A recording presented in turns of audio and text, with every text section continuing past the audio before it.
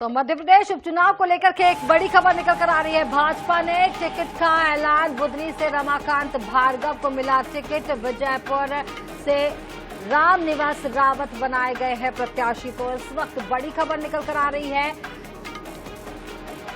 इस मामले पर ज्यादा जानकारी के लिए ब्यूरो प्रमुख अनुराग मालवीय हमारे साथ जुड़े हुए हैं। अनुराग, यहाँ पर बुधनी से रमाकांत भार्गव को टिकट मिला है, वहीं विजयपुर से रामनिवास रावत बनाए गए हैं प्रत्याशी। क्या कुछ जानकारी इस मामले पर? ये बड़ी खबर निकलकर मध्य प्रदेश उपचुनाव को लेकर के। देखिए, बहुत बड़ी खबर है ये। अगर देखें, हम पहले ही कह रहे थे कि रामनिवास रावत जो है वो तय उम्मीदवार हैं, लेकिन बुधनी की अगर हम बात करते हैं तो वहां पर जो पूर्व मुख्यमंत्री और वर्तमान केंद्रीय मंत्री शिवराज सिंह चौहान के बेटे कार्तिकेय सिंह चौहान भी दावेदार थे। लेकिन हमने देखा कि बाद में भारतीय जनता पार्टी ने बड़ा फैसला किया है और रमाकांत भार्गव को ही जो है भाजपा से उम्मीदवार बना दिया गया है। पूर्व सांसद हैं, उन्होंने ही शिवराज सिंह चौहान के लिए लोकसभा सीट जो है वो छोड़ी है। तो निश्चित रूप से कहीं ना कहीं उसी के एवज में भाजपा ने उन्हें विधानसभा का टिकट दिया है। शिवराज सिंह चौहान के बेहद करीबी माने जाते हैं रमाकांत भार्गव। विजयपुर सीट की बात करें तो वहां से पहले से ही जो है रामनिवास रावत का नाम तय बना चुके हैं। कांग्रेस से भाजपा में आए हैं तो निश्चित रूप से बेहद मजबूत स्थिति में दोनों जगह भाजपा आ रही है। और समय पर प्रत्याशी घोषित करने के बाद एक जो लीड होती है कहीं ना कहीं साइकोलॉजिकल, वो भाजपा को और मिल गई है। जी तो बता दें, इस वक्त ये बड़ी खबर। अनुराग, यहाँ पर जिस तरीके से समीकरण को देखा जाए कि एमपी के उपचुनाव को लेकर के अगर समीकरण को देखा जाए तो वो कौन कौन से समीकरण है जो इन नामों पर फिट बैठे हैं? देखिए, सबसे महत्वपूर्ण बात यह है, अगर सबसे पहले विजयपुर की बात करते हैं, रामनिवास रावत पूरी तरह से इसलिए फिट बैठते हैं क्योंकि कांग्रेस से भाजपा में आए और यहाँ पर अगर विजयपुर में कांग्रेस का पूरा संगठन ही जो है वो रामनिवास रावत के इर्द गिर्द घूमता था और लगातार जो है कहीं ना कहीं रामनिवास रावत एक चुनौती बने हुए थे भाजपा के लिए। उनके जो है भाजपा में आने के बाद वहाँ कांग्रेस लगभग खत्म हो गई है और साथ में वन मंत्री बनाते ही ये कहीं ना कहीं तय हो गया था कि रामनिवास रावत को ही विजयपुर से टिकट मिलना है। दूसरी तरफ हम बात करें, भारतीय जनता पार्टी का एक बड़ा गढ़ रहा है और जब भाजपा का ये गढ़ रहा है तो उसमें सबसे बड़ी बात यह है कि उम्मीदवार कोई भी होता थोड़ा सा आसान चीज के लिए रहा, लेकिन रमाकांत भार्गव के लिए ज्यादा आसान इसलिए हो जाएगा क्योंकि वो शिवराज सिंह चौहान के करीबी हैं और बुधनी की पहचान ही शिवराज सिंह चौहान है। तो निश्चित रूप से अब देखने वाली बात ये होगी कि कितना सहयोग जो है उनको भाजपा के अन्य लोगों का मिलता है, क्योंकि शिवराज सिंह चौहान के नाम पे तो ये सहयोग मिलता आया है, लेकिन खुद रमाकांत भार्गव कितना भारतीय जनता पार्टी के अन्य कार्यकर्ताओं को साथ में ले पाएंगे, ये एक सवालिया निशान जरूर होगा, क्योंकि बतौर सांसद वो बहुत ज्यादा सक्रिय रहे नहीं है बुधनी विधानसभा क्षेत्र में। जी, जिस तरह से ये जो नाम सामने आया रमाकांत भार्गव का, इसके अलावा भी नाम कार्तिकेय का भी सामने आ रहा था। आपके पास हम दोबारा आएंगे, आप हमारे साथ बने रहिएगा।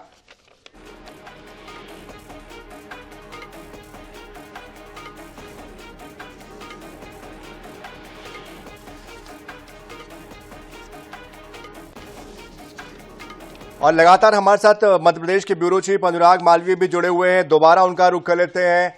अनुराग जी, जिस तरह से आप जानकारी दे रहे थे रमाकांत भार्गव को लेकर, रमाकांत भार्गव चूंकि करीबी माने जाते हैं शिवराज सिंह चौहान के, इसलिए उनका नाम आया, लेकिन एक नाम बहुत प्रमुखता से चल रहा था, कार्तिकेय का नाम चल रहा था और कार्तिकेय के नाम को लेकर भी अटकलें लग रही थी कि उनको मौका मिल सकता है। तो ऐसे में अब कार्तिकेय के भविष्य को लेकर क्या नया रोड मैप तैयार किया जा रहा है, किस तरह से उनको आगे बढ़ाया जाएगा?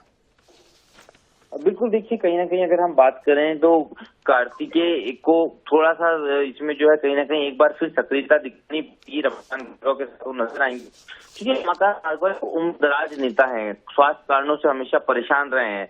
तो मुझे लगता है कि भारतीय जनता पार्टी ने उनको बतौर उम्मीदवार किसी भी उसके लिए आखिरी मौका दिया है। तो अगले चुनाव तक के लिए 5 साल का एक समय रहेगा, 3.5-4 सालों का चौहान के पास भी वो जमीन और बेहतर तरीके से तैयार करें और उसी बीच में वो कहीं ना कहीं रमाकांत भार्गव को सहयोग करके चुनावी पैठ भी अपनी बना सकते हैं। तो कार्तिक एक अलग भूमिका में नजर आएंगे, लेकिन आप निश्चित रूप से मान के चलिए कि रमाकांत भार्गव का चुनाव भी कार्तिकेय सिंह चौहान की ही अगुवाई में लड़ा जाएगा। जिस तरह से कार्तिकेय ने अपनी पेड़ बनाई है, जिस तरह से कार्तिकेय यहाँ सक्रिय रहे हैं।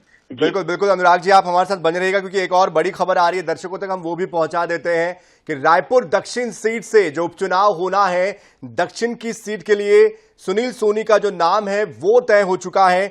और सुनील सोनी रायपुर नगर निगम के सभापति रह चुके हैं, 2 बार रायपुर नगर निगम, और अब उनको रायपुर दक्षिण की विधानसभा के लिए उनका जो नाम है वो ऐलान किया गया है।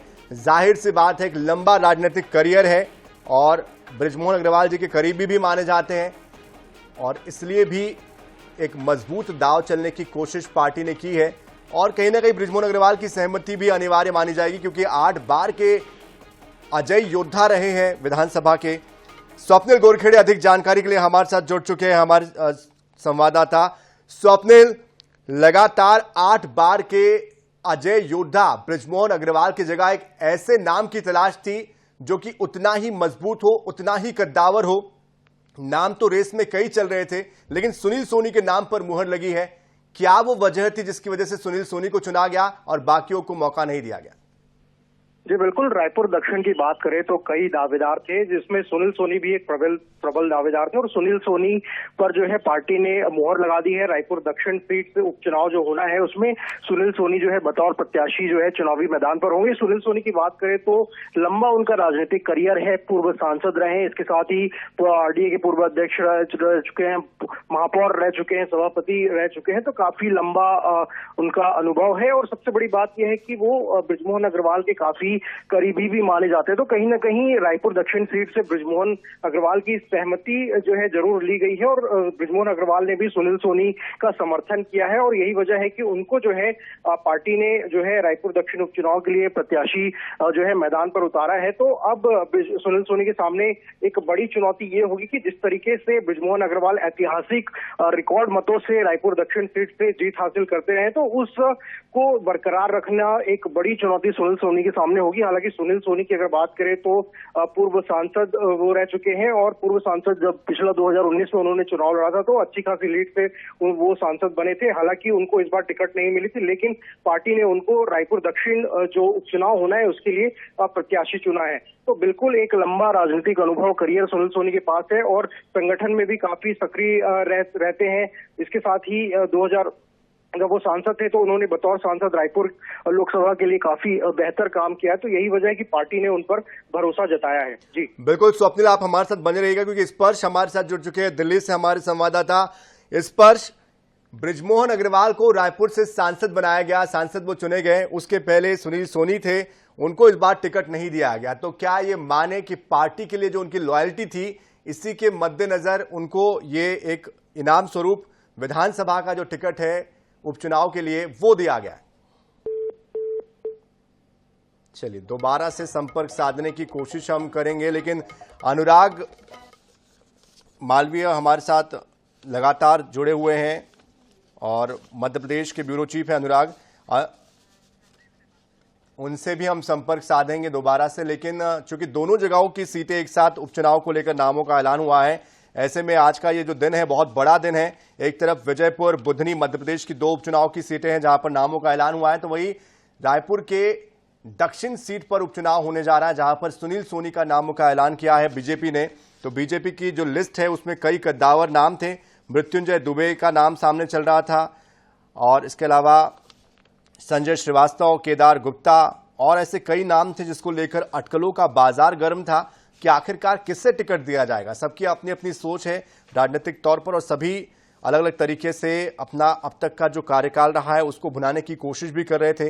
अंदर खाने से कई तरह की बातें भी निकल कर आ रही थी, लेकिन इन सभी बातों को, अटकलों को दरकिनार करते हुए सुनील सोनी का वो जो नाम है वो सामने आया है। उनका जो अब तक का राजनीतिक करियर है, जिस तरह का कद है, जिस तरह का अब तक का कामकाज रहा है, उस वजह से भी उनको मौका दिया गया है। लेकिन हमारे साथ लगातार हमारे संवाददाता स्वप्निल गोरखेड़े भी जुड़े हुए हैं। स्वप्निल, कहा तो ये भी जा रहा था कि कोई चौंकाने वाला नाम हो सकता है, संघ की तरफ से भी किसी के नाम को आगे बढ़ाया जा सकता है, लेकिन जो बाकी लोग हैं उनको मौका क्यों नहीं दिया? संजय श्रीवास्तव को भी कद्दावर माना जा रहा था इस रेस में, आगे केदारनाथ गुप्ता का नाम चल रहा था, तो मृत्युंजय दुबे ब्राह्मण समाज से आते हैं। तो कैसे ये जो नाम है ये तय हुआ है, किस तरह की रणनीति इसके पीछे की है? क्या सिर्फ इसलिए इनको चुना गया क्योंकि बृजमोहन अग्रवाल के करीबी है, या इसके पीछे का कोई समीकरण जो है वो खुलकर अभी सामने नहीं आया?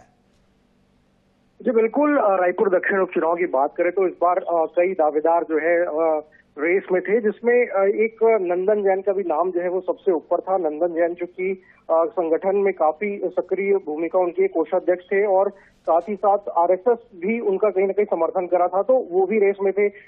केदार गुप्ता जो प्रदेश प्रवक्ता है वो उनका नाम भी चल रहा था। संजय श्रीवास्तव भी कहीं ना कहीं दावेदारी कर रहे थे, लेकिन इन सब से अलग जो है सुनील सोनी पर पार्टी ने भरोसा जताया। सुनील सोनी की बात करें तो पहले भी जो है ये काफी लंबा इनका राजनीतिक अनुभव है।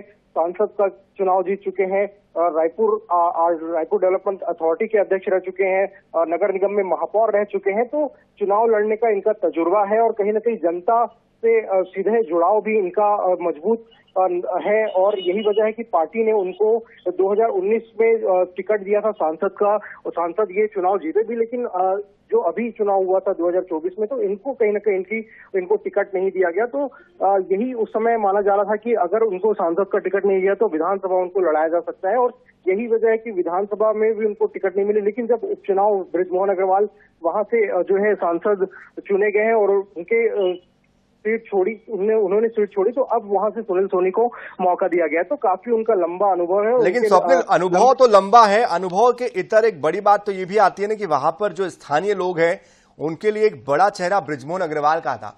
8 बार अजय योद्धा रहे हैं और रिकॉर्ड मतों से वो जीतते रहे हैं। यहां तक कि सांसद का चुनाव भी जीता तो देश के 10 जो सबसे ज्यादा जीतने वाले अंतर के जो प्रत्याशी थे उनमें उनका नाम शामिल था। तो उनकी जो भरपाई है, क्या वो सुनील सोनी कर पाएंगे? क्या वो उस कद का जो एक नेता जिसको लेकर एक महत्वाकांक्षा है, एक जन नेता की उनकी पहचान है, उसकी भरपाई कर पाएंगे क्या वो? जी बिल्कुल, एक बड़ी चुनौती जरूर सुनील सोनी के सामने होगी। और ये क्योंकि अब वो पार्टी के प्रत्याशी हैं, तो कहीं ना कहीं पूरा जो है पार्टी और पूरा संगठन उनको चुनाव जिताने के लिए जो है जोर लगाता हुआ नजर आएगा। खुद बृजमोहन अग्रवाल भी कहीं ना कहीं उनकी भी पूरे तरीके से वो भी उनके जो है उनको जिताने के लिए पूरी ताकत झोंकते हुए नजर आएंगे। तो एक बड़ी चुनौती है, क्योंकि 2023 में जब बृजमोहन अग्रवाल उस सीट से चुनाव लड़े थे तो काफी लंबे वोट से और पूरे प्रदेश में ऐतिहासिक वोट से बृजमोहन अग्रवाल ने जो है वहां से जीत हासिल की। तो इसको बरकरार रखना सुनील सोनी के सामने एक बड़ी चुनौती है। और कहीं ना कहीं अगर बात करें तो जातिगत समीकरण का भी ध्यान रखा गया है। रायपुर दक्षिण की अगर बात करें तो वहां पर ओबीसी के वोटर्स ज्यादा हैं, तो ये भी एक वजह है कि जातिगत समीकरण के मद्देनजर जो है सुनील सोनी को टिकट दिया गया। तो एक टिकट तो उनको मिल गई है, लेकिन अब चूंकि वहां से बृजमोहन अग्रवाल ऐतिहासिक मतों से जीतते आए हैं, तो ये जो है उनकी जो ऐतिहासिक मत से जो जीत है उसका रिकॉर्ड जो है बिल्कुल स्वप्निल, आपको बीच में हम रोक रहे हैं, वापस आपको हम जोड़ेंगे। लेकिन सुनील सोनी जी के बारे में दर्शकों को बता दें कि सुनील सोनी को मौका दिया गया है रायपुर दक्षिण उपचुनाव के लिए। लोकसभा के चुनाव पिछली बार वो जीते थे, इस बार विधानसभा के लिए उपचुनाव जो होने जा रहे हैं उसके लिए सुनील सोनी का नाम तय हुआ है। छात्र जीवन से राजनीति की शुरुआत उन्होंने की थी। 2000 से लेकर 2003 तक रायपुर नगर निगम में सभापति वो रहे। आज तक 2 बार रायपुर नगर निगम के महापौर वो रहे। 2011 से 13 तक आरडीए के अध्यक्ष वो रहे। 2014 में बीजेपी के प्रदेश उपाध्यक्ष बने वो। उसके बाद 2019 में रायपुर लोकसभा सीट से सांसद निर्वाचित हुए हैं और अब उनको रायपुर दक्षिण के विधानसभा के उपचुनाव के लिए उनका नाम का ऐलान किया गया है और सांसद बृजमोहन अग्रवाल के करीबी वो माने जाते हैं।